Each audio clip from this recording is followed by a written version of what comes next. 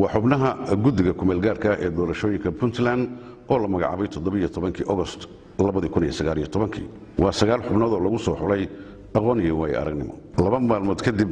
19 August 2019 ayaa guddiga lagu dhaariyay xarunta madaxtooyada Puntland oo uu goobjoog ka ahaa madaxweynaha dawladda Puntland Dr. Saciid Cabdullaahi Dani waxaan ku dhaaranayaa magaca Ilaahay inaan ku dhaqmo diinta Islaamka dastuurka dalka Puntland iyo qawaaniintiisa dhowra dalka iyo dadkiisa daacadnimo ugu adeego xilka la dhiibay daacadnimo ugu maantana Ilaahay hortiisa ku dhaarateen oo inaad mas'uuliyadaas qaadaan مسؤولية عددك النقاط حكومة ومين قادين ضدقار ومين قادين ولبا وجد ووتر الجلي إنه كم ضح بنانا هي أده الدولة وسيد ربعة ضد وجارسيو محايا لي ووحي ضدك كل حين هي بعمل إحسان. جودجا دورشوينكا بودلان إن حسانة هلان يا أقول إن سيدا أي حسانة سين.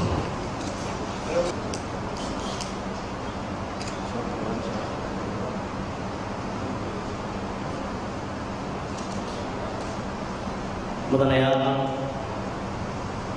كنت نحبنا وفديا دمانتي سفدي آخركي بشي ديسمبر 2019 قدقوا وحاو أنسحي قرشهي وكوشقين لها هي تبتي دورشة الدولة هوسة بنتلان لوقبا لها 15 ديسمبر 2019 قدقوا دورشوينكو waxa uu dah furay qorshe hawleedkii uu ku shaqeyn lahaa ilaa iyo maalinta doorashadu ay ka dhacayso waxaana xafladii shaacinta ka qayb galay madaxweynaha dawladda Puntland madaxweynaha ku-xigeenka gudoomiyaha baarlamaanka xubno ka socday golayaasha dawladda gudiyadii hore ee doorashooyinka ee TBEC 1 iyo TBEC 2 siyaasiyiin iyo qaybaha kala duwan ee bulshada gudigu waxa uu bilaabay hawlgal iyo qaabo wadadii loo mari lahaa doorasho qof iyo cod haddaba si ay u fuliyaan qorshahooda xubnaha guddiga doorashooyinku iyagoo wada jira ayay bishii January ee sanadkan 2020 waxa ay wada jir safar ugu mareen 16 degmo oo kamid ah 9 gobol ee Puntland ujeedadu waxay ahayd wacyigelin iyo daahfurka barnaamijkan oo heer gobol ah iyo isbarashada guddiga iyo bulshada ku nool deegaanadii ay soo mareen aad iyo aad baad u mahadsantihiin annaga wax noo keena waxa sawdkii qof walba sawdkiisu la baxaya dawladnimada lagu raadinaya dhisaasha lagu dhisaya waxa dawladdeena ku adkaysanayna wax noo keena maanta ka horta idinka arayd ma dhaararag safaradii aan ku marayno gobolada iyo degmooyinka Puntland oo dhan waxyaalaha ugu weyn oo aan ka soo faa'iidno waxa kooka ah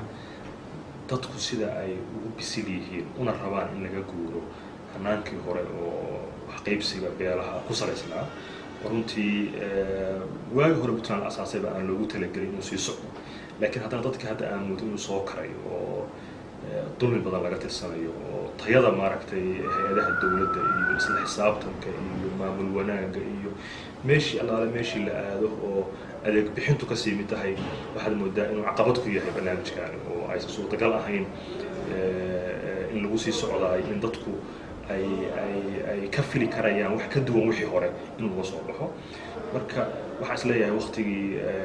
si kasta ha looga daahee dadku bisaylkooda maanta wuxuu joogaa inay ka go'an tahay in barnaamijka ay qayb ka noqdaan